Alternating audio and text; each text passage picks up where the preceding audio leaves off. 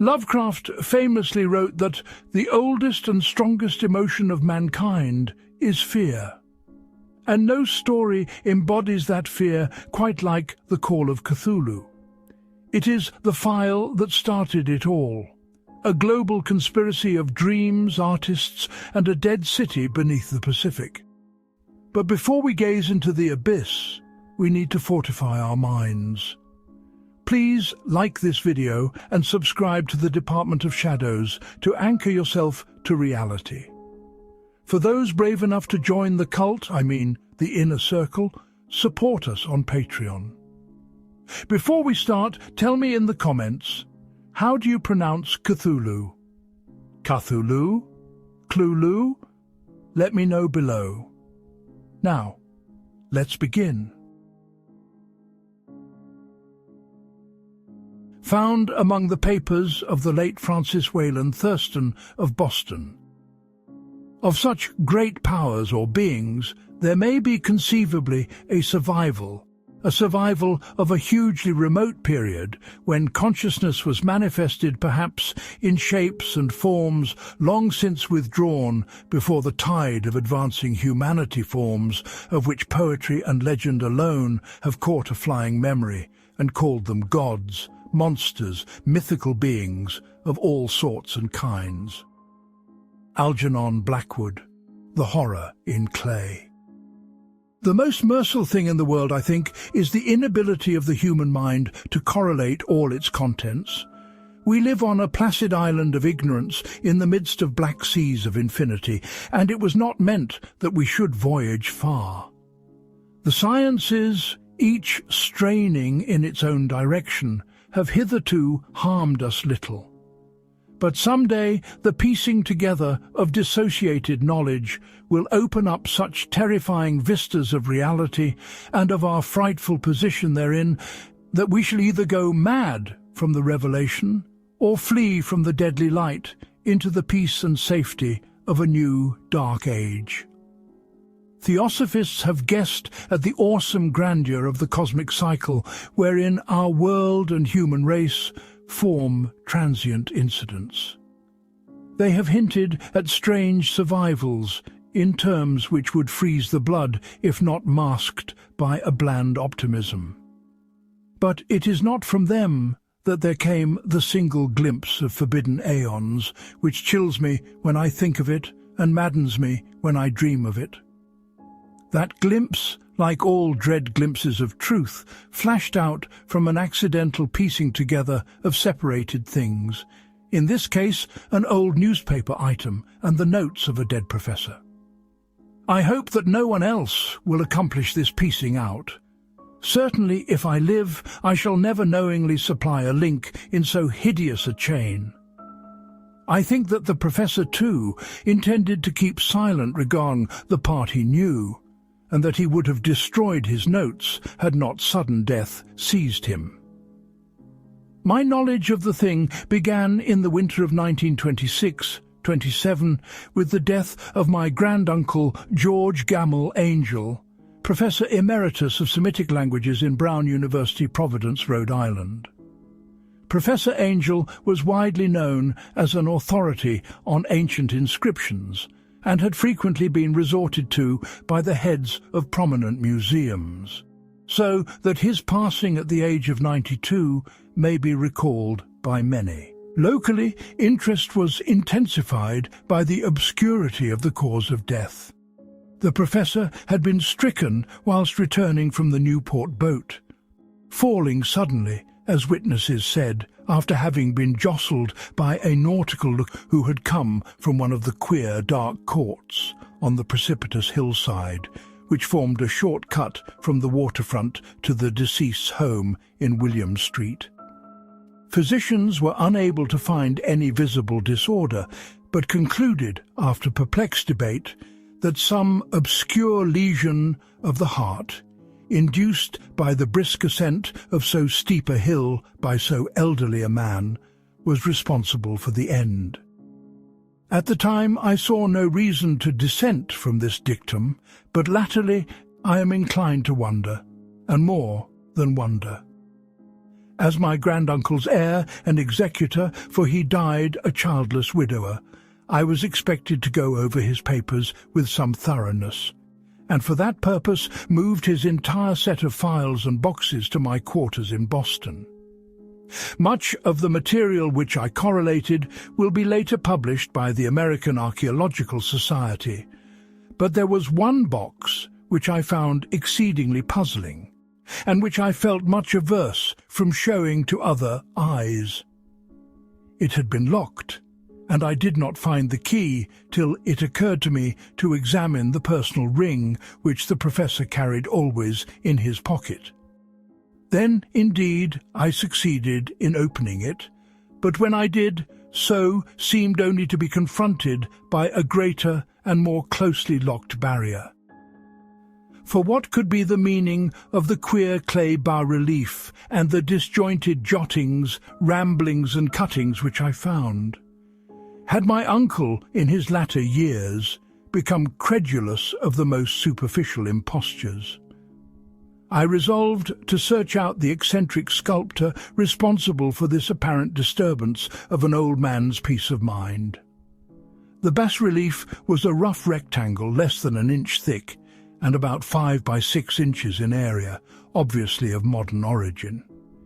Its designs, however, were far from modern in atmosphere and suggestion, for although the vagaries of cubism and futurism are many and wild, they do not often reproduce that cryptic regularity which lurks in prehistoric writing. And writing of some kind, the bulk of these designs seemed certainly to be.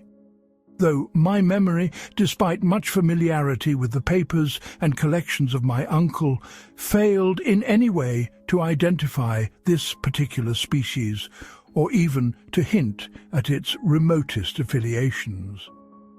Above these apparent hieroglyphics was a figure of evidently pictorial intent, though its impressionistic execution forbade a very clear idea of its nature. It seemed to be a sort of monster, or symbol representing a monster, of a form which only a diseased fancy could conceive. If I say that my somewhat extravagant imagination yielded simultaneous pictures of an octopus, a dragon, and a human caricature, I shall not be unfaithful to the spirit of the thing. A pulpy, tentacled head surmounted a grotesque and scaly body with rudimentary wings. But it was the general outline of the whole which made it most shockingly frightful. Behind the figure was a vague suggestion of a cyclopean architectural background. The writing accompanying this oddity was, aside from a stack of press cuttings, in Professor Angel's most recent hand, and made no pretense to literary style.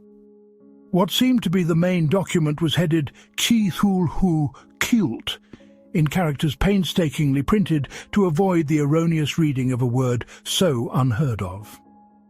The manuscript was divided into 2 sections, the first of which was headed 1925, Dream and Dreamwork of H. A. Wilcox, 7th Thomas Saint, Providence, R.I., and the second, Narrative of Inspector John R. Legrasse, 121 Bienville Saint, New Orleans, La, at 1908, A.A.S. Memster G., Notes on Same, and Professor Webb's Act.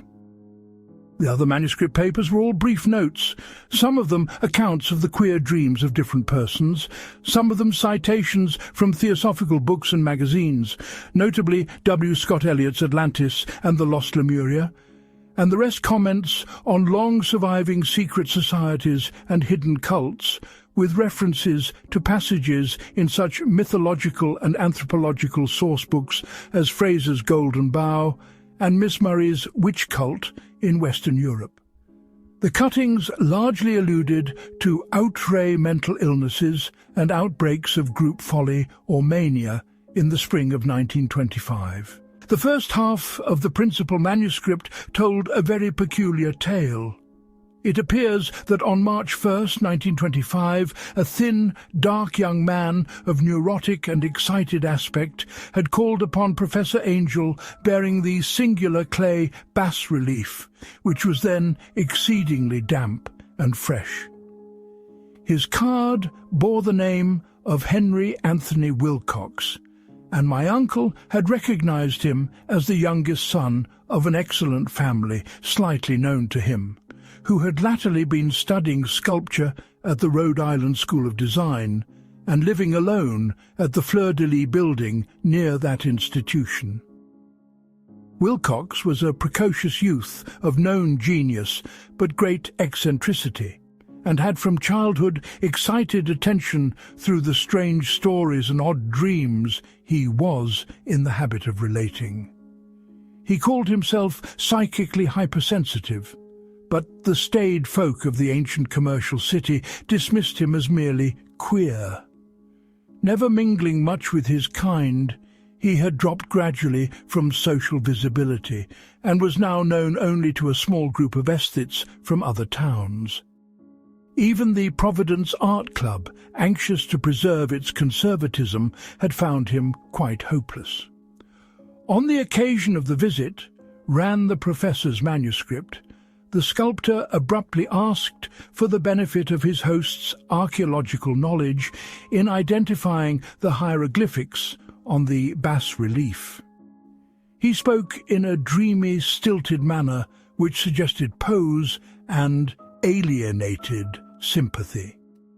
And my uncle showed some sharpness in replying, for the conspicuous freshness of the tablet implied kinship with anything but archaeology. Young Wilcox's rejoinder, which impressed my uncle enough to make him recall and record it verbatim, was of a fantastically poetic cast which must have typified his whole conversation, and which I have since found highly characteristic of him.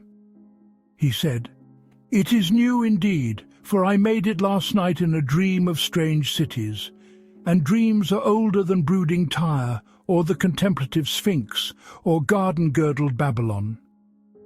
It was then that he began that rambling tale which suddenly played upon a sleeping memory, and won the fevered interest of my uncle. There had been a slight earthquake tremor the night before, the most considerable felt in New England for some years, and Wilcox's imagination had been keenly affected. Upon retiring, he had had an unprecedented dream of great cyclopean cities of Titan blocks and sky-flung monoliths, all dripping with green ooze and sinister with latent horror. Hieroglyphics had covered the walls and pillars, and from some undetermined point below had come a voice that was not a voice. A chaotic sensation which only fancy could transmute into sound, but which he attempted to render by the almost unpronounceable jumble of letters Cthulhu Ftan. This verbal jumble was the key to the recollection which excited and disturbed Professor Angel. He questioned the sculptor with scientific minuteness, and studied with almost frantic intensity the bas-relief on which the youth had found himself working, chilled and clad only in his night clothes, when waking had stolen bewilderingly over him. My uncle blamed his old age, Wilcox afterward said, for his slowness in recognizing both hieroglyphics and pictorial design. Many of his questions seemed highly out of place to his visitor, especially those which tried to connect the latter with strange cults or societies.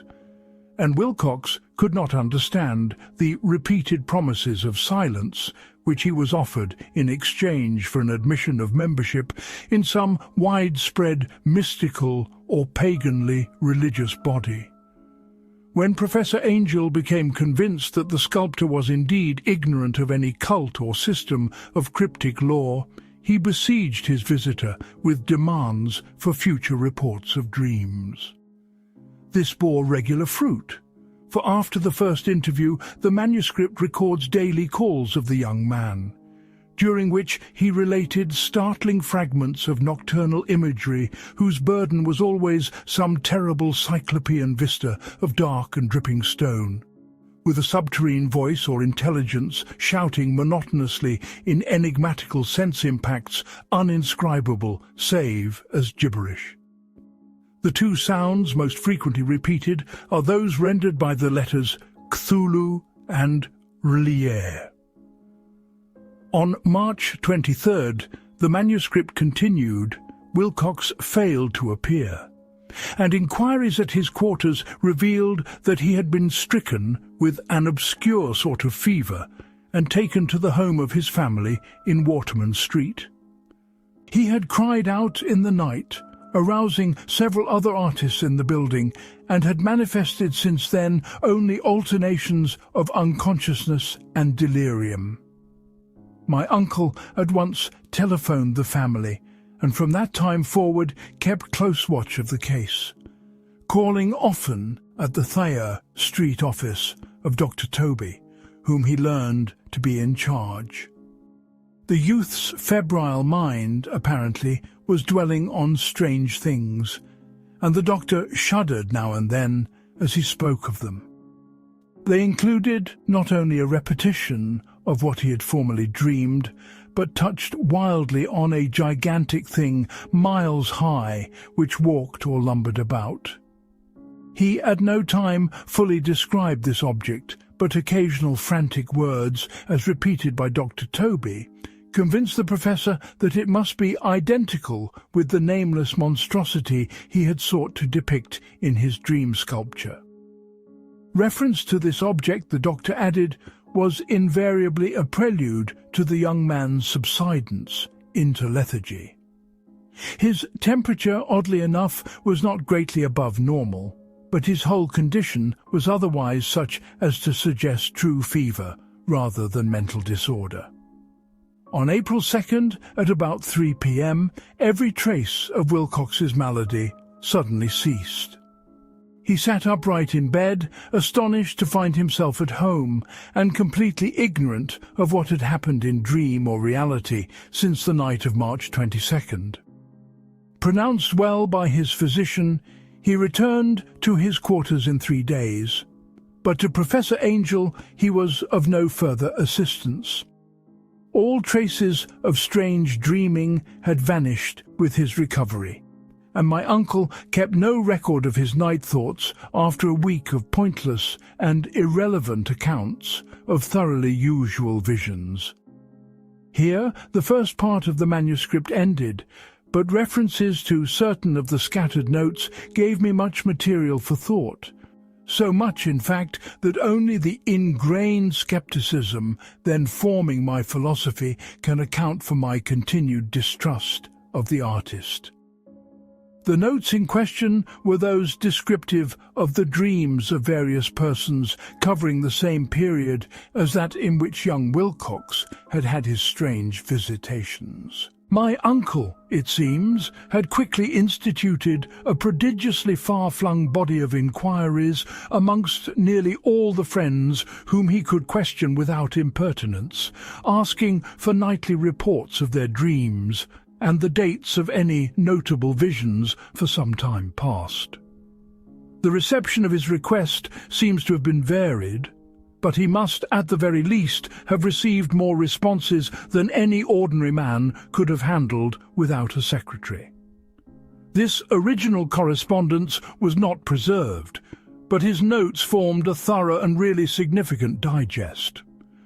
Average people in society and business, New England's traditional salt of the earth, gave an almost completely negative result, though scattered cases of uneasy but formless nocturnal impressions appear here and there, always between March 23rd and April 2nd, the period of young Wilcox's delirium. Scientific men were little more affected, though 4 cases of vague description suggest fugitive glimpses of strange landscapes, and in one case there is mentioned a dread of something abnormal. It was from the artists and poets that the pertinent answers came, and I know that panic would have broken loose had they been able to compare notes. As it was, lacking their original letters, I half suspected the compiler of having asked leading questions, or of having edited the correspondence in corroboration of what he had latently resolved to see. That is why I continue to feel that Wilcox, somehow cognizant of the old data which my uncle had possessed, had been imposing on the veteran scientist. These responses from aesthetes told a disturbing tale. From February 28th to April 2nd, a large proportion of them had dreamed very bizarre things, the intensity of the dreams being immeasurably the stronger during the period of the sculptor's delirium. Over a fourth of those who reported anything reported scenes and half-sounds not unlike those which Wilcox had described, and some of the dreamers confessed acute fear of the gigantic nameless thing visible toward the last. One case, which the note describes with emphasis, was very sad. The subject, a widely known architect with leanings toward theosophy and occultism, went violently insane on the date of young Wilcox's seizure and expired several months later after incessant screamings to be saved from some escaped denizen of hell. Had my uncle referred to these cases by name instead of merely by number, I should have attempted some corroboration and personal investigation. But as it was, I succeeded in tracing down only a few. All of these, however, bore out the notes in full. I have often wondered if all the objects of the professor's questioning felt as puzzled as did this fraction. It is well that no explanation shall ever reach them. The press cuttings, as I have intimated, touched on cases of panic, mania, and eccentricity during the given period. Professor Angel must have employed a cutting bureau, for the number of extracts was tremendous and the sources scattered throughout the globe. Here was a nocturnal suicide in London, where a lone sleeper had leaped from a window after a shocking cry. Here, likewise, a rambling letter to the editor of a paper in South America, where a fanatic deduces a dire future from visions he has seen. A dispatch from California describes a theosophist colony as donning white robes en masse for some glorious fulfillment, which never arrives, whilst items from India speak guardedly of serious native unrest toward the end of March. Voodoo orgies multiply in Haiti, and African outposts report ominous mutterings. American officers in the Philippines find certain tribes bothersome about this time, and New York policemen are mobbed by hysterical Levantines on the night of March 22nd, 23. The west of Ireland, too, is full of wild rumour and legendary, and a fantastic painter named Ardouin Bonneau hangs a blasphemous dream landscape in the Paris Spring Salon of 1926. And so numerous are the recorded troubles in insane asylums that only a miracle can have stopped the medical fraternity from noting strange parallelisms and drawing mystified conclusions. A weird bunch of cuttings all told, and I can, at this date, scarcely envisage the callous rationalism with which I set them aside. But I was then convinced that young Wilcox had known of the older matters mentioned by the professor, the tale of Inspector Legrasse. The older matters which had made the sculptor's dream and bas-relief so significant to my uncle formed the subject of the second half of his long manuscript. Once before, it appears, Professor Angel had seen the hellish outlines of the nameless monstrosity, puzzled over the unknown hieroglyphics, and heard the ominous syllables which can be rendered only as Cthulhu. And all this in so stirring and horrible a connection that it is small wonder he pursued young Wilcox with queries and demands for data. The earlier experience had come in 1908, 17 years before, when the American Archaeological Society held its annual meeting in St. Louis. Professor Angel, as befitted one of his authority and attainments, had had a prominent part in all the deliberations, and was one of the first to be approached by the several outsiders who took advantage of the convocation to offer questions for correct answering and problems for expert solution. The chief of these outsiders, and in a short time the focus of interest for the entire meeting, was a commonplace-looking, middle-aged man who had travelled all the way from New Orleans for certain special information unobtainable from any local source. His name was John Raymond Legrasse, and he was by profession an inspector of police. With him he bore the subject of his visit, a grotesque, repulsive, and apparently very ancient stone statuette whose origin he was at a loss to determine. It must not be fancied that Inspector Legrasse had the least interest in archaeology. On the contrary, his wish for enlightenment was prompted by purely professional considerations. The statuette, idol, fetish, or whatever it was, had been captured some months before, in the wooded swamps south of New Orleans, during a raid on a supposed voodoo meeting. And so singular and hideous were the rites connected with it, that the police could not but realize that they had stumbled on a dark cult totally unknown to them, and infinitely more diabolic than even the blackest of the African voodoo circles.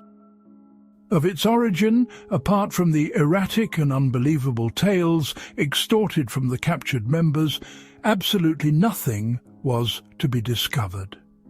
Hence the anxiety of the police for any antiquarian lore which might help them to place the frightful symbol, and through it track down the cult to its fountainhead. Inspector Legrasse was scarcely prepared for the sensation which his offering created. One sight of the thing had been enough to throw the assembled men of science into a state of tense excitement, and they lost no time in crowding around him to gaze at the diminutive figure whose utter strangeness and air of genuinely abysmal antiquity hinted so potently at unopened and archaic vistas. No recognized school of sculpture had animated this terrible object, yet centuries and even thousands of years seemed recorded in its dim and greenish surface of unplaceable stone. The figure, which was finally passed slowly from man to man for close and careful study, was between 7 and 8 inches in height and of exquisitely artistic workmanship. It represented a monster of vaguely anthropoid outline, but with an octopus-like head whose face was a mass of feelers, a scaly, rubbery-looking body, prodigious claws on hind and forefeet, and long, narrow wings behind. This thing, which seemed instinct with a fearsome and unnatural malignancy, was of a somewhat bloated corpulence, and squatted evilly on a rectangular block or pedestal covered with undecipherable characters. The tips of the wings touched the back edge of the block, the seat occupied the centre, whilst the long curved claws of the doubled-up, crouching hind legs gripped the front edge and extended a quarter of the way down toward the bottom of the pedestal. The cephalopod head was bent forward so that the ends of the facial feelers brushed the backs of huge forepaws which clasped the croucher's elevated knees. The aspect of the whole was abnormally lifelike, and the more subtly fearful because its source was so totally unknown. Its vast, awesome, and incalculable age was unmistakable, yet not one link did it show with any known type of art belonging to civilization's youth, or indeed to any other time. Totally separate and apart, its very material was a mystery, for the soapy greenish-black stone with its golden or iridescent flecks and striations resembled nothing familiar to geology or mineralogy. The characters along the base were equally baffling, and no member present, despite a representation of half the world's expert learning in this field, could form the least notion of even their remotest linguistic kinship. They, like the subject and material, belonged to something horribly remote and distinct from mankind as we know it. something frightfully suggestive of old and unhallowed cycles of life in which our world and our conceptions have no part. And yet, as the members severally shook their heads and confessed defeat at the inspector's problem, there was one man in that gathering who suspected a touch of bizarre familiarity in the monstrous shape and writing, and who presently told with some diffidence of the odd trifle he knew. This person was the late William Channing Webb, professor of anthropology in Princeton University, and an explorer of no slight note. Professor Webb had been engaged 48 years before in a tour of Greenland and Iceland in search of some runic inscriptions which he failed to unearth. And whilst high up on the West Greenland coast had encountered a singular tribe or cult of degenerate Eskimo, whose religion, a curious form of devil worship, chilled him with its deliberate bloodthirstiness and repulsiveness. It was a faith of which other Eskimo knew little, and which they mentioned only with shudders, saying that it had come down from horribly ancient aeons before ever the world was made. Besides nameless rites and human sacrifices, there were certain queer hereditary rituals addressed to a supreme elder devil or Tornasuk. And of this Professor Webb had taken a careful phonetic copy from an aged Angekok or wizard priest, expressing the sounds in Roman letters as best he knew how. But just now, of prime significance was the fetish which this cult had cherished, and around which they danced when the aurora leaped high over the ice cliffs. It was, the professor stated, a very crude bas-relief of stone, comprising a hideous picture and some cryptic writing. And so far as he could tell, it was a rough parallel in all essential features of the bestial thing now lying before the meeting. This data, received with suspense and astonishment by the assembled members, proved doubly exciting to Inspector Legrasse, and he began at once to ply his informant with questions. Having noted and copied an oral ritual among the swamp cult worshippers his men had arrested, he besought the professor to remember as best he might the syllables taken down amongst the diabolist Eskimo. There then followed an exhaustive comparison of details, and a moment of really awed silence when both detective and scientist agreed on the virtual identity of the phrase common to two hellish rituals so many worlds of distance apart. What, in substance, both the Eskimo wizards and the Louisiana swamp priests had chanted to their kindred idols was something very like this, the word divisions being guessed at from traditional breaks in the phrase as chanted aloud, Funglui mulwanaf Cthulhu relia wugahnagel ftang. Legrasse had 1 point in advance of Professor Webb, for several among his mongrel prisoners had repeated to him what older celebrants had told them the words meant.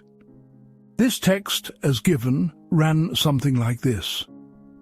In his house at Relia, dead Cthulhu waits dreaming.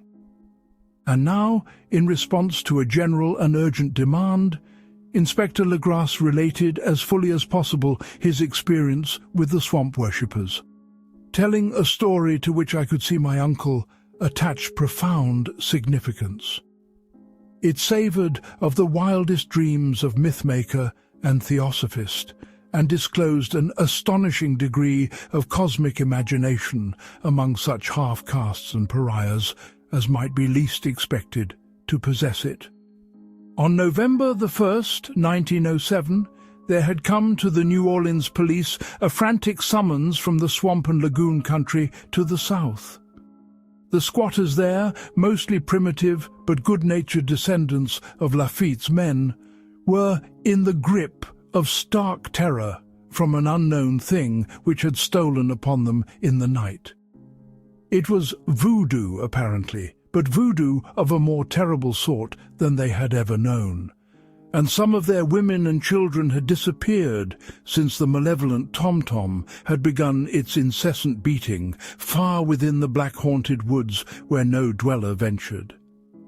There were insane shouts and harrowing screams, soul-chilling chants and dancing devil flames, and the frightened messenger added, the people could stand it no more.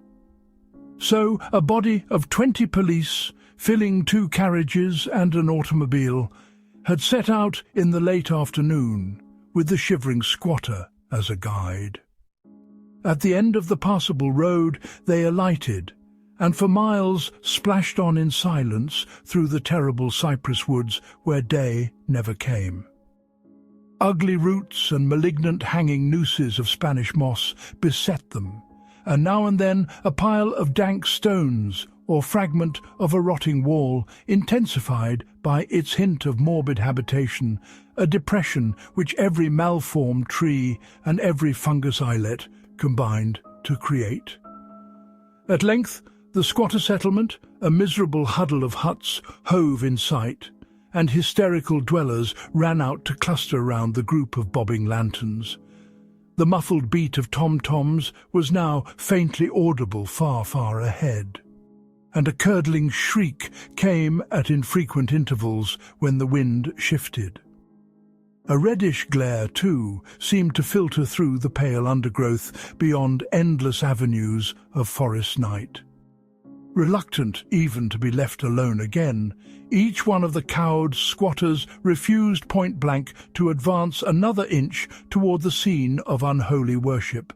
So Inspector Legrasse and his 19 colleagues plunged on unguided into black arcades of horror that none of them had ever trod before. The region now entered by the police was one of traditionally evil repute, substantially unknown and untraversed by white men. There were legends of a hidden lake unglimpsed by mortal sight, in which dwelt a huge, formless white polypus thing with luminous eyes, and squatters whispered that bat-winged devils flew up out of caverns in inner earth to worship it at midnight. They said it had been there before d'Iberville, before La Salle, before the Indians, and before even the wholesome beasts and birds of the woods. It was nightmare itself, and to see it was to die. But it made men dream, and so they knew enough to keep away. The present voodoo orgy was indeed on the merest fringe of this abhorred area, but that location was bad enough. Hence, perhaps the very place of the worship had terrified the squatters more than the shocking sounds and incidents. Only poetry or madness could do justice to the noises heard by Legrasse's men as they ploughed on through the black morass toward the red glare and the muffled tom-toms. There are vocal qualities peculiar to men and vocal qualities peculiar to beasts, and it is terrible to hear the one when the source should yield the other. Animal fury and orgiastic license here whipped themselves to demoniac heights by howls and squawking ecstasies that tore and reverberated through those nighted woods like pestilential tempests from the gulfs of hell. Now and then the less organized ululation would cease, and from what seemed a well-drilled chorus of hoarse voices would rise in sing-song chant that hideous phrase or ritual. Funglui maglunaf Cthulhu Wugahnagel Ftagen. Then the men, having reached a spot where the trees were thinner, came suddenly in sight of the spectacle itself. 4 of them reeled, 1 fainted, and 2 were shaken into a frantic cry, which the mad cacophony of the orgy fortunately deadened.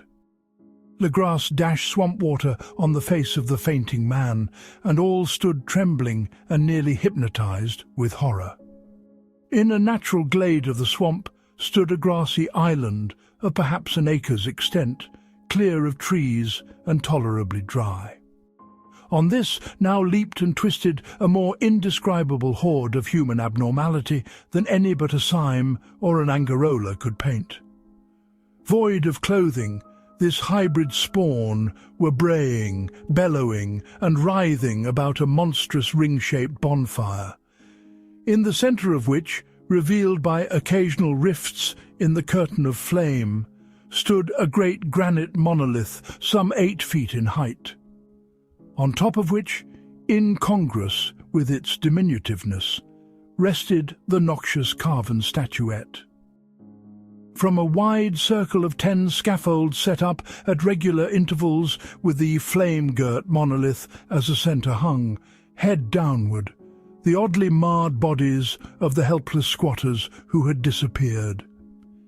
It was inside this circle that the ring of worshippers jumped and roared, the general direction of the mass motion being from left to right in endless bacchanal between the ring of bodies and the ring of fire. It may have been only imagination, and it may have been only echoes which induced one of the men, an excitable Spaniard, to fancy he heard antiphonal responses to the ritual from some far and unillumined spot deeper within the wood of ancient legendary and horror.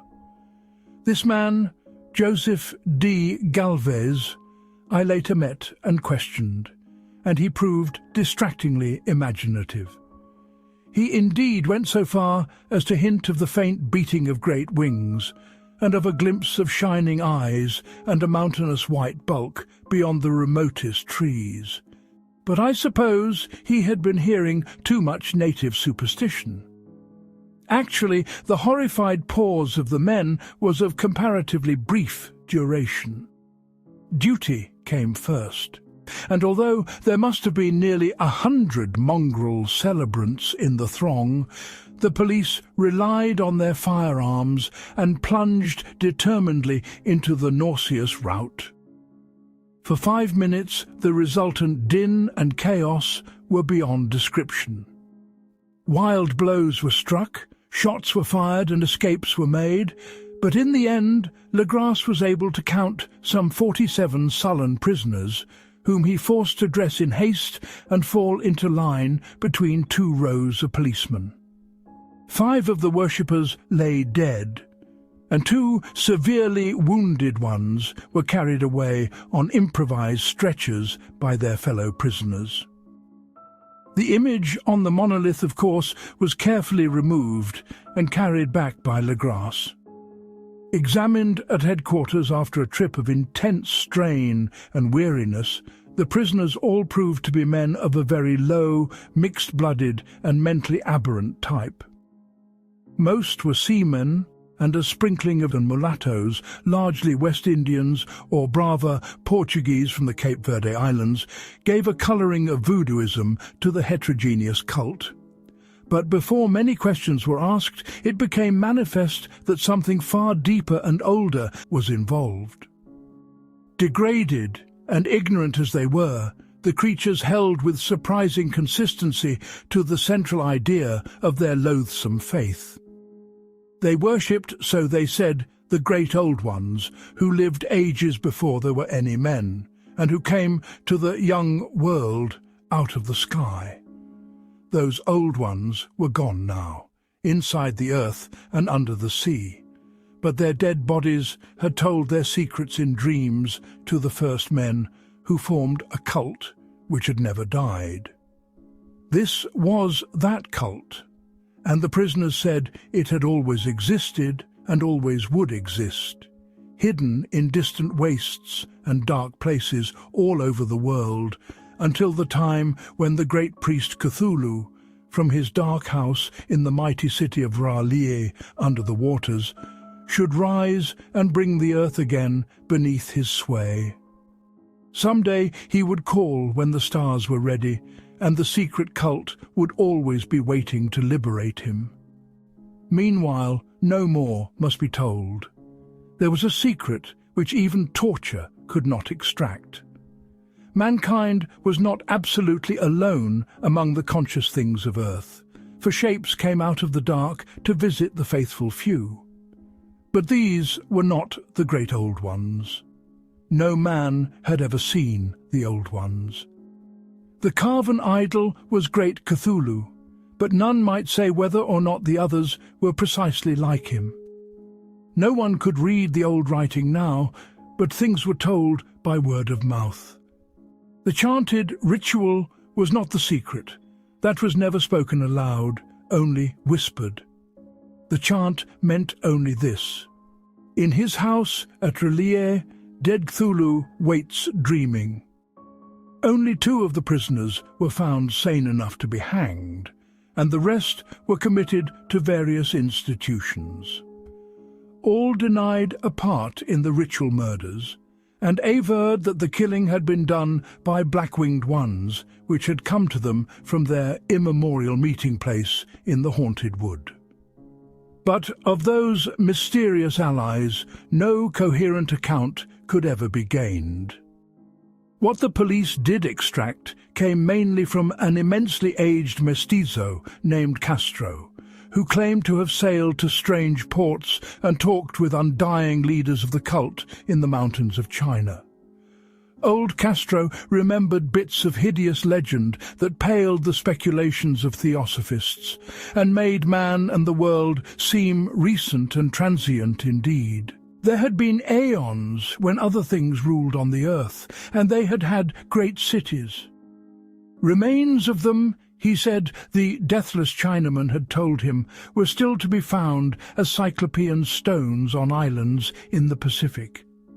They all died vast epochs of time before men came, but there were arts which could revive them when the stars had come round again to the right positions in the cycle of eternity.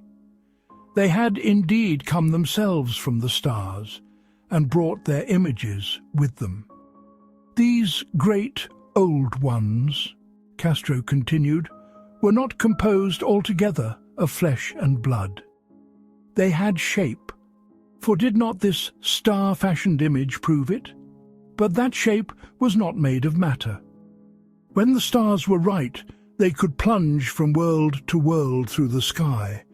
But when the stars were wrong, they could not live. But although they no longer lived, they would never really die.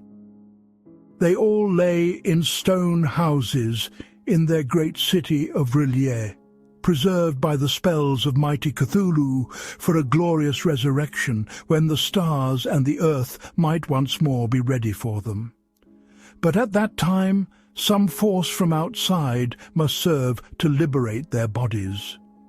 The spells that preserved them intact likewise prevented them from making an initial move, and they could only lie awake in the dark and think whilst uncounted millions of years rolled by. They knew all that was occurring in the universe, but their mode of speech was transmitted thought. Even now they talked in their tombs.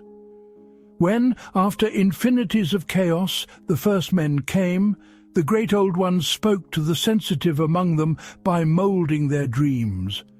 For only thus could their language reach the fleshly minds of mammals. Then, whispered Castro, those first men formed the cult around small idols which the great ones showed them. Idols brought in dim eras from dark stars.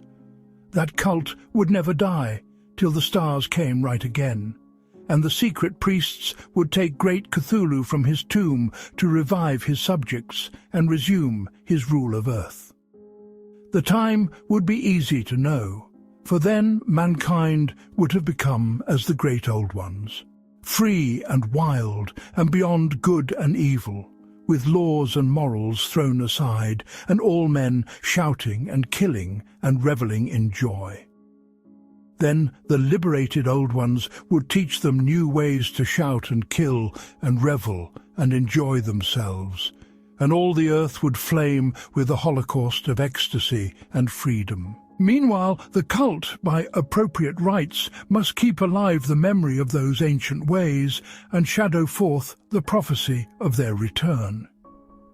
In the elder time, chosen men had talked with the entombed Old Ones in dreams, but then something had happened. The great stone city Arlier, with its monoliths and sepulchres, had sunk beneath the waves, and the deep waters, full of the one primal mystery through which not even thought can pass, had cut off the spectral intercourse. But memory never died, and high priests said that the city would rise again when the stars were right. Then came out of the earth the black spirits of earth, mouldy and shadowy, and full of dim rumours picked up in caverns beneath forgotten sea bottoms. But of them old Castro dared not speak much. He cut himself off hurriedly, and no amount of persuasion or subtlety could elicit more in this direction. The size of the old ones, too, he curiously declined to mention. Of the cult, he said that he thought the centre lay amid the pathless deserts of Arabia, where Irem, the city of pillars, dreams hidden and untouched. It was not allied to the European witch cult, and was virtually unknown beyond its members.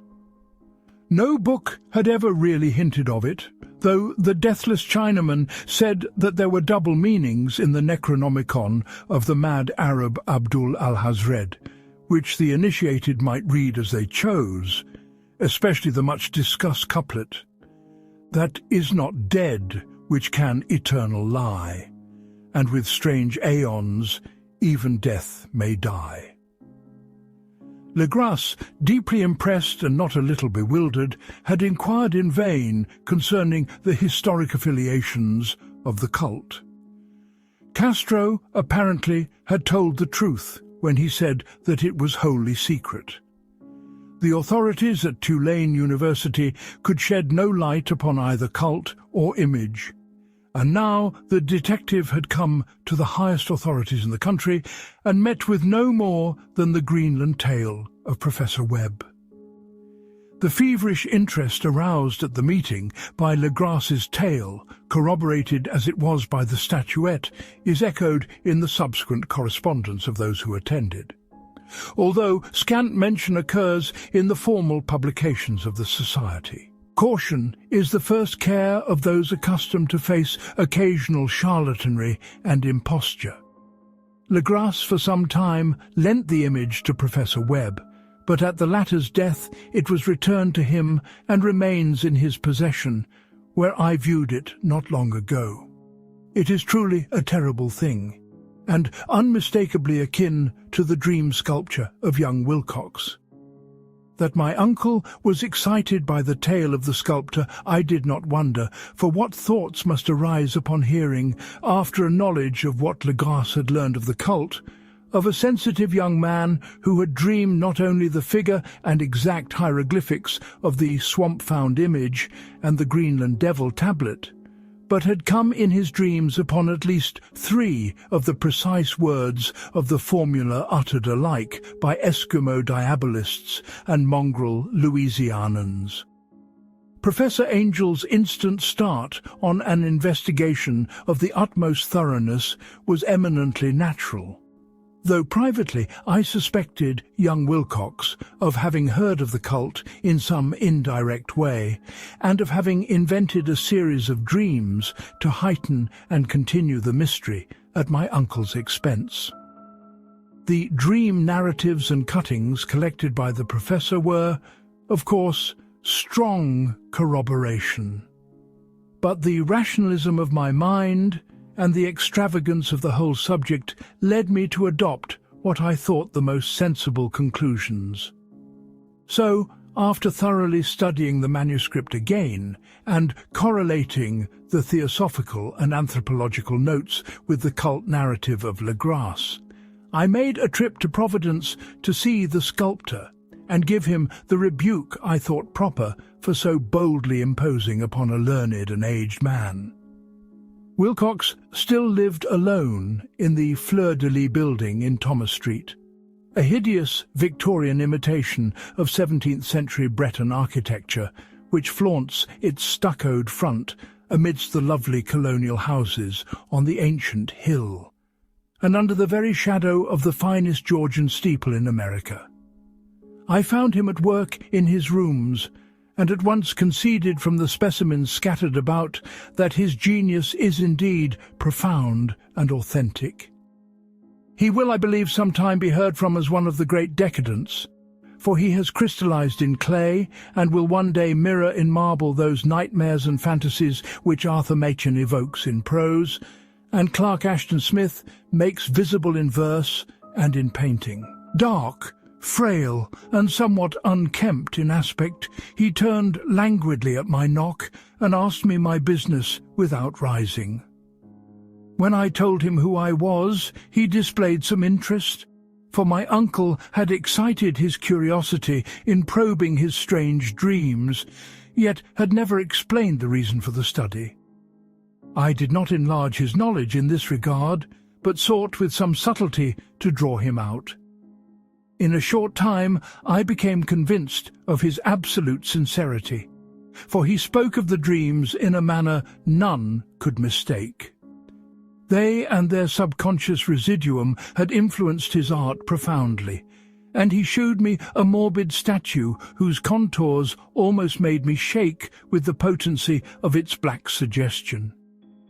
He could not recall having seen the original of this thing except in his own dream bas-relief, but the outlines had formed themselves insensibly under his hands. It was, no doubt, the giant shape he had raved of in delirium.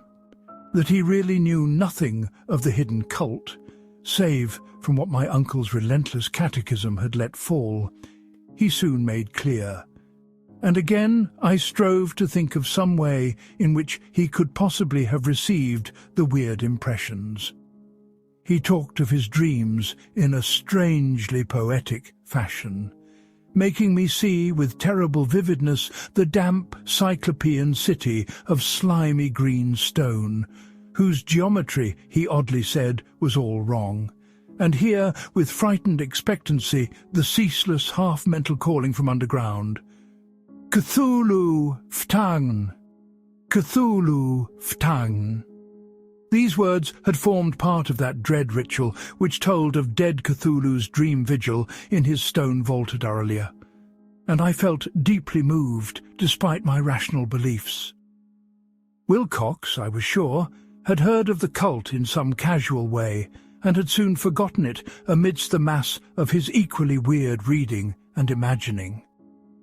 Later, by virtue of its sheer impressiveness, it had found subconscious expression in dreams, in the bas-relief, and in the terrible statue I now beheld, so that his imposture upon my uncle had been a very innocent one. The youth was of a type, at once slightly affected and slightly ill-mannered, which I could never like, but I was willing enough now to admit both his genius and his honesty. I took leave of him amicably and wish him all the success his talent promises. The matter of the cult still remained to fascinate me, and at times I had visions of personal fame from researches into its origin and connections. I visited New Orleans, talked with Legrasse and others of that old-time raiding party, saw the frightful image, and even questioned such of the mongrel prisoners as still survived. Old Castro, unfortunately, had been dead for some years. What I now heard so graphically at first hand, though it was really no more than a detailed confirmation of what my uncle had written, excited me afresh. For I felt sure that I was on the track of a very real, very secret, and very ancient religion whose discovery would make me an anthropologist of note. My attitude was still one of absolute materialism, as I wish it still were, and I discounted with almost inexplicable perversity the coincidence of the dream notes and odd cuttings collected by Professor Angel. One thing I began to suspect, and which I now fear I know, is that my uncle's death was far from natural. He fell on a narrow hill street, leading up from an ancient waterfront swarming with foreign mongrels after I did not forget the mixed blood and marine pursuits of the cult members in Louisiana, and would not be surprised to learn of secret methods and poison needles as ruthless and as anciently known as the cryptic rites and beliefs. Legrasse and his men, it is true, have been let alone, but in Norway a certain seaman who saw things is dead. Might not the deeper inquiries of my uncle after encountering the sculptor's data have come to sinister ears? I think Professor Angel died because he knew too much, or because he was likely to learn too much. Whether I shall go as he did remains to be seen, for I have learned much now. The madness from the sea. If heaven ever wishes to grant me a boon, it will be a total effacing of the results of a mere chance which fixed my eye on a certain stray piece of shelf paper.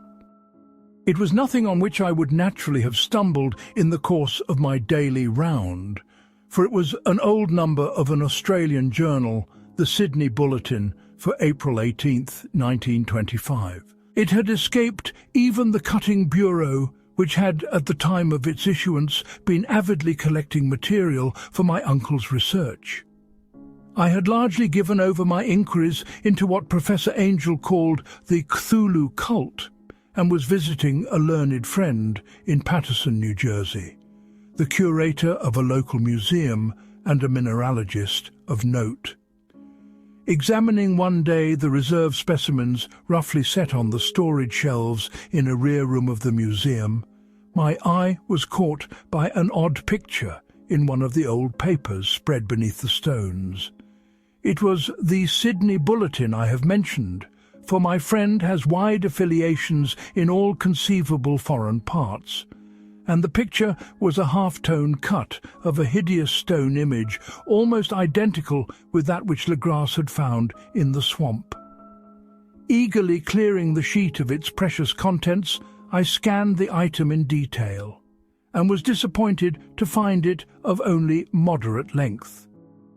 What it suggested, however, was of portentous significance to my flagging quest, and I carefully tore it out for immediate action. It read as follows: Mystery derelict found at sea. Vigilant arrives with helpless armed New Zealand yacht in tow. One survivor and dead man found aboard.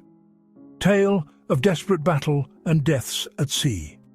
Rescued seaman refuses particulars of strange experience. Odd idol found in his possession. Inquiry to follow. The Morrison Coder's freighter Vigilant, bound from Valparaiso, arrived this morning at its wharf in Darling Harbour, having in tow the battled and disabled but heavily armed steam yacht Alert of Dunedin, NZ, which was sighted April 12th in S latitude 34°21, W longitude 150 centigrams, 17, with one living and one dead man aboard. The Vigilant left Valparaiso March 25th, and on April 2nd was driven considerably south of her course by exceptionally heavy storms and monster waves. On April 12th, the derelict was sighted, and though apparently deserted, was found upon boarding to contain one survivor in a half-delirious condition and one man who had evidently been dead for more than a week. The living man was clutching a horrible stone idol of unknown origin, about a foot in height, regarding whose nature authorities at Sydney University, the Royal Society, and the museum in College Street all profess complete bafflement, and which the survivor says he found in the cabin of the yacht, in a small carved shrine of common pattern. This man, after recovering his senses, told an exceedingly strange story of piracy and slaughter. He is Gustaf Johansen, a Norwegian of some intelligence, and had been second mate of the two-masted schooner Emma of Auckland, which sailed for Callao February 20th with a complement of 11 men. The Emma, he says, was delayed and thrown widely south of her course by the great storm of March 1st, and on March 22nd, in S latitude 49°51, W longitude 128°34, encountered the Alert, manned by a queer and evil-looking crew of Kanakas and half-castes. Being ordered peremptorily to turn back Capucei, Collins refused. Whereupon the strange crew began to fire savagely and without warning upon the schooner with a peculiarly heavy battery of brass cannon forming part of the yacht's equipment. "The Emma's men showed fight," says the survivor, "and though the schooner began to sink from shots beneath the waterline, they managed to heave alongside their enemy and board her, grappling with the savage crew on the yacht's deck and being forced to kill them all, the number being slightly superior because of their particularly abhorrent and desperate, though rather clumsy mode of fighting.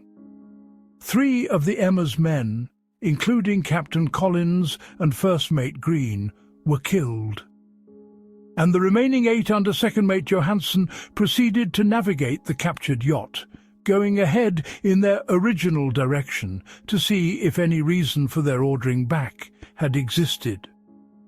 The next day, it appears, they raised and landed on a small island, although none is known to exist in that part of the ocean, and 6 of the men somehow died ashore, though Johansen is queerly reticent about this part of his story and speaks only of their falling into a rock chasm.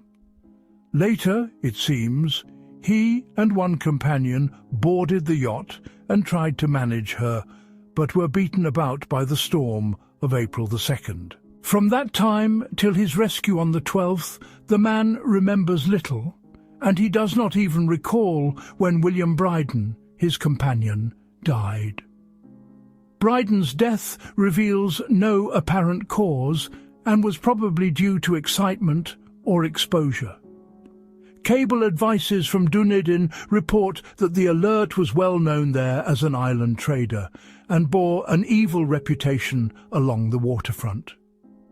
It was owned by a curious group of half-castes whose frequent meetings and night trips to the woods attracted no little curiosity, and it had set sail in great haste just after the storm and earth tremors of March 1st.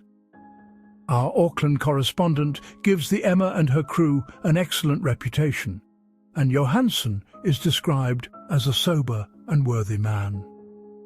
The Admiralty will institute an inquiry on the whole matter beginning tomorrow, at which every effort will be made to induce Johansen to speak more freely than he has done hitherto. This was all together with the picture of the hellish image. But what a train of ideas it started in my mind. Here were new treasuries of data on the Cthulhu cult, and evidence that it had strange interests at sea as well as on land.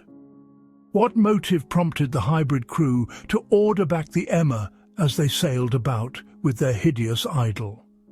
What was the unknown island on which 6 of the Emma's crew had died, and about which the mate Johansen was so secretive? What had the Vice-Admiralty's investigation brought out, and what was known of the noxious cult in Dunedin? And most marvellous of all, what deep and more than natural linkage of dates was this which gave a malign and now undeniable significance to the various turns of events so carefully noted by my uncle. March 1st, our February 28th, according to the international dateline, the earthquake and storm had come. From Dunedin, the Alert and her noisome crew had darted eagerly forth, as if imperiously summoned, and on the other side of the earth, poets and artists had begun to dream of a strange, dank, cyclopean city, whilst a young sculptor had moulded in his sleep the form of the dreaded Cthulhu. March 23rd. The crew of the Emma landed on an unknown island and left 6 men dead. And on that date the dreams of sensitive men assumed a heightened vividness and darkened with dread of a giant monster's malign pursuit, whilst an architect had gone mad and a sculptor had lapsed suddenly into delirium. And what of this storm of April 2nd, the date on which all dreams of the dank city ceased, and Wilcox emerged unharmed from the bondage of strange fever. What of all this, and of those hints of old Castro about the sunken, star-born old ones and their coming reign, their faithful cult and their mastery of dreams? Was I tottering on the brink of cosmic horrors beyond man's power to bear? If so, they must be horrors of the mind alone. For in some way the 2nd of April had put a stop to whatever monstrous menace had begun its siege of mankind's soul. That evening, after a day of hurried cabling and arranging, I bade my host adieu and took a train for San Francisco. In less than a month I was in Dunedin, where, however, I found that little was known of the strange cult members who had lingered in the old sea taverns.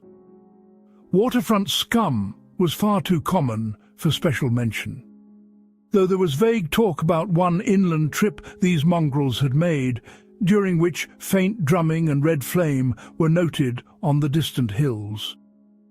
In Auckland, I learned that Johansen had returned with yellow hair turned white after perfunctory and inconclusive questioning at Sydney, and had thereafter sold his cottage in West Street and sailed with his wife to his old home in Oslo. Of his stirring experience he would tell his friends no more than he had told the Admiralty officials, and all they could do was to give me his Oslo address. After that I went to Sydney and talked profitlessly with seamen and members of the Vice-Admiralty Court. I saw the Alert, now sold and in commercial use, at Circular Quay in Sydney Cove, but gained nothing from its non-committal bulk. The crouching image, with its cuttlefish head, dragon body, scaly wings and hieroglyphed pedestal, was preserved in the museum at Hyde Park, and I studied it long and well, finding it a thing of balefully exquisite workmanship, and with the same utter mystery, terrible antiquity, and unearthly strangeness of material which I had noted in Le Grasse's smaller specimen. Geologists, the curator told me, had found it a monstrous puzzle, for they vowed that the world held no rock like it. Then I thought with a shudder of what old Castro had told Le Grasse about the primal great ones. They had come from the stars and had brought their images with them. Shaken with such a mental revolution as I had never before known, I now resolved to visit Mate Johansen in Oslo. Sailing for London, I re-embarked at once for the Norwegian capital, and one autumn day landed at the trim wharves in the shadow of the Egeberg. Johansen's address, I discovered, lay in the old town of King Harald Hardrada, which kept alive the name of Oslo during all the centuries that the greater city masqueraded as Christiania. I made the brief trip by taxicab and knocked with palpitant heart at the door of a neat and ancient building with plastered front. A sad-faced woman in black answered my summons, and I was stung with disappointment when she told me in halting English that Gustav Johansen was no more. He had not survived his return, said his wife, for the doings at sea in 1925 had broken him. He had told her no more than he had told the public, but had left a long manuscript of technical matters, as he said, written in English, evidently in order to safeguard her from the peril of casual perusal. During a walk through a narrow lane near the Gothenburg dock, a bundle of papers falling from an attic window had knocked him down. 2 Lascar sailors at once helped him to his feet, but before the ambulance could reach him, he was dead. Physicians found no adequate cause for the end and laid it to heart trouble and a weakened constitution. I now felt gnawing at my vitals that dark terror which will never leave me till I too am at rest, accidentally or otherwise. Persuading the widow that my connection with her husband's technical matters was sufficient to entitle me to his manuscript, I bore the document away and began to read it on the London boat. It was a simple, rambling thing, a naive sailor's effort at a post facto diary, and strove to recall day by day that last awful voyage. I cannot attempt to transcribe it verbatim in all its cloudiness and redundance, but I will tell its gist enough to show why the sound of the water against the vessel's sides became so unendurable to me that I stopped my ears with cotton. Johansen, thank God, did not know quite all, even though he saw the city and the thing. But I shall never sleep calmly again when I think of the horrors that lurk ceaselessly behind life, in time and in space, and of those unhallowed blasphemies from elder stars which dream beneath the sea, known and favoured by a nightmare cult ready and eager to loose them on the world whenever another earthquake shall heave their monstrous stone city again to the sun and air. Johansen's voyage had begun just as he told it to the Vice-Admiralty. The Emma, in ballast, had cleared Auckland on February 20th, and had felt the full force of that earthquake-born tempest which must have heaved up from the sea bottom the horrors that filled men's dreams. Once more under control, the ship was making good progress when held up by the Alert on March 22nd, and I could feel the mate's regret as he wrote of her bombardment and sinking. Of the swarthy cult fiends on the Alert he speaks with significant horror. There was some peculiarly abominable quality about them which made their destruction seem almost a duty, and Johansen shows ingenuous wonder at the charge of ruthlessness brought against his party during the proceedings of the Court of Inquiry. Then, driven ahead by curiosity in their captured yacht under Johansen's command, the men sight a great stone pillar sticking out of the sea, and in S-latitude 47 degrees 9, W longitude 126 degrees 43 cents, come upon a coastline of mingled mud, ooze, and weedy cyclopean masonry, which can be nothing less than the tangible substance of Earth's supreme terror, the nightmare corpse city of Arali, that was built in measureless aeons behind history by the vast, loathsome shapes that seep down from the dark stars. There lay great Cthulhu and his hordes, hidden in green slimy vaults, and sending out at last, after cycles incalculable, the thoughts that spread fear to the dreams of the sensitive and called imperiously to the faithful to come on a pilgrimage of liberation and restoration. All this Johansen did not suspect, but God knows he soon saw enough. I suppose that only a single mountain top, the hideous monolith-crowned citadel whereon great Cthulhu was buried, actually emerged from the waters. When I think of the extent of all that may be brooding down there, I almost wish to kill myself forthwith. Johansen and his men were awed by the cosmic majesty of this dripping Babylon of elder demons, and must have guessed without guidance that it was nothing of this or of any sane planet. Awe at the unbelievable size of the greenish stone blocks, at the dizzying height of the great carven monolith, and at the stupefying identity of the colossal statues and bas-reliefs with the queer image found in the shrine on the Alert, is poignantly visible in every line of the mate's frightened description. Without knowing what futurism is like, Johansen achieved something very close to it when he spoke of the city. For instead of describing any definite structure or building, he dwells only on broad impressions of vast angles and stone surfaces, surfaces too great to belong to anything right or proper for this earth, and impious with horrible images and hieroglyphs. I mention his talk about angles because it suggests something Wilcox had told me of his awful dreams. He had said that the geometry of the dream place he saw was abnormal, non-Euclidean, and loathsomely redolent of spheres and dimensions apart from ours. Now an unlettered seaman felt the same thing whilst gazing at the terrible reality. Johansen and his men landed at a sloping mudbank on this monstrous acropolis and clambered slipperily up over tight and oozy blocks, which could have been no mortal staircase.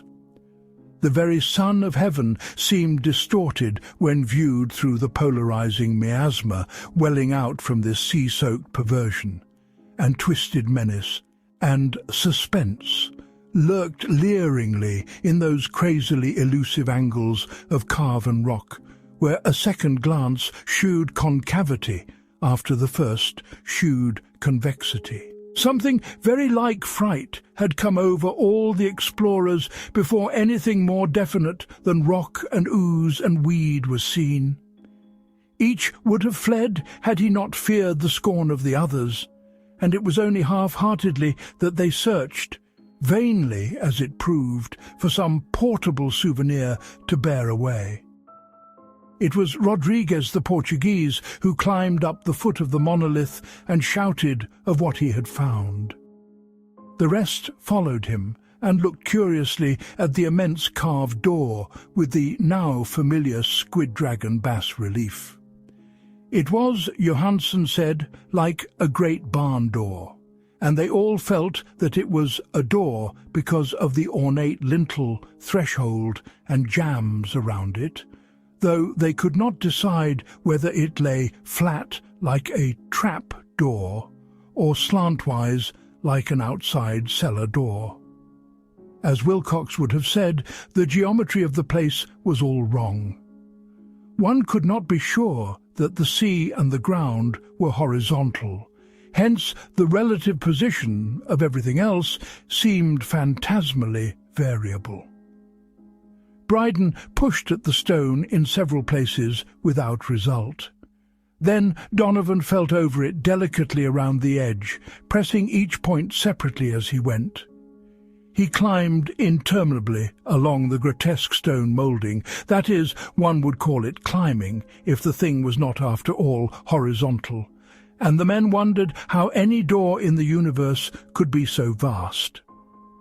Then, very softly and slowly, the acre-great panel began to give inward at the top, and they saw that it was balanced. Donovan slid or somehow propelled himself down or along the jamb and rejoined his fellows, and everyone watched the queer recession of the monstrously carven portal. In this fantasy of prismatic distortion, it moved anomalously in a diagonal way, so that all the rules of matter and perspective seemed upset. The aperture was black with a darkness almost material. That tenebrousness was indeed a positive quality, for it obscured such parts of the inner walls as ought to have been revealed, and actually burst forth like smoke from its aeon-long imprisonment, visibly darkening the sun as it slunk away into the shrunken and gibbous sky on flapping, membraneous wings. The odour arising from the newly opened depths was intolerable, and at length the quick-eared Hawkins thought he heard a nasty slopping sound down there. Everyone listened, and everyone was listening still when it lumbered slobberingly into sight and gropingly squeezed its gelatinous green immensity through the black doorway into the tainted outside air of that poison city of madness. Poor Johansen's handwriting almost gave out when he wrote of this.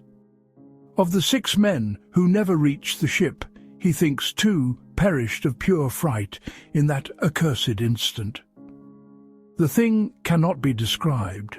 There is no language for such abysms of shrieking and immemorial lunacy, such eldritch contradictions of all matter, force, and cosmic order. A mountain walked or stumbled. God, What wonder that across the earth a great architect went mad, and poor Wilcox raved with fever in that telepathic instant. The thing of the idols, the green sticky spawn of the stars, had awaked to claim his own. The stars were right again, and what an age-old cult had failed to do by design, a band of innocent sailors had done by accident. After vigintillions of years, great Cthulhu was loose again, and ravening for delight. 3 men were swept up by the flabby claws before anybody turned. God rest them, if there be any rest in the universe. They were Donovan, Guerrera, and Ångström. Parker slipped as the other 3 were plunging frenziedly over endless vistas of green-crusted rock to the boat, and Johansson swears he was swallowed up by an angle of masonry which shouldn't have been there, an angle which was acute but behaved as if it were obtuse.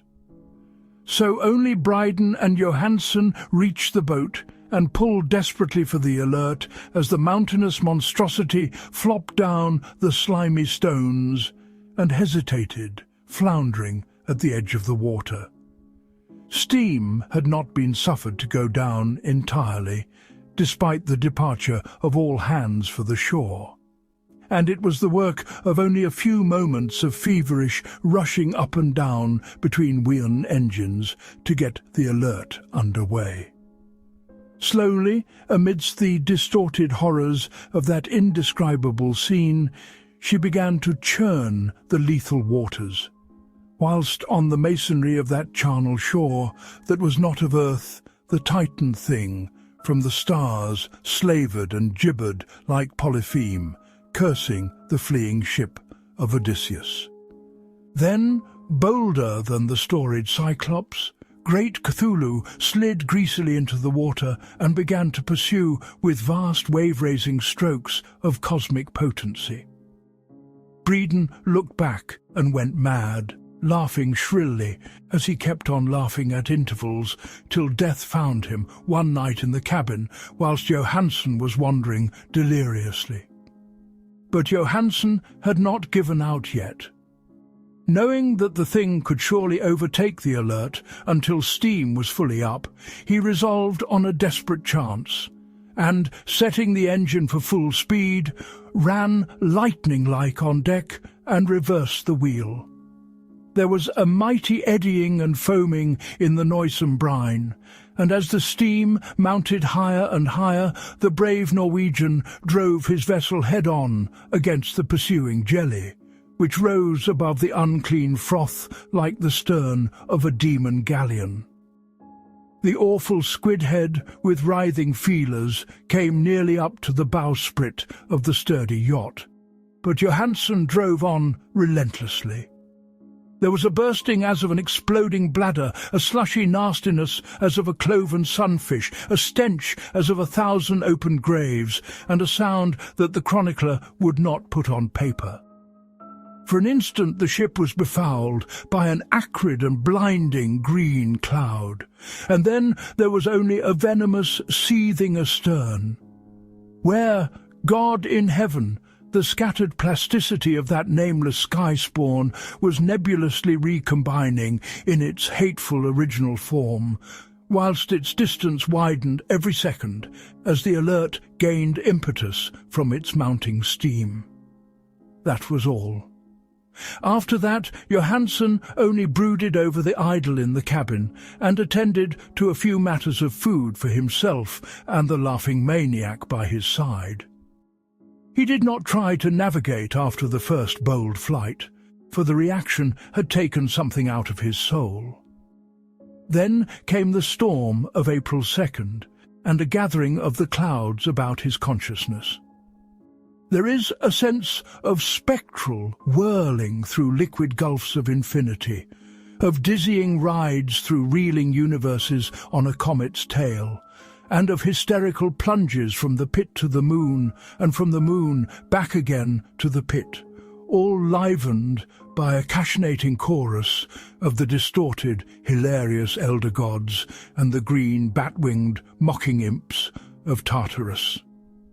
Out of that dream came rescue, the Vigilant, the Vice-Admiralty Court, the streets of Dunedin, and the long voyage back home to the old house by the Egerberg. He could not tell. They would think him mad.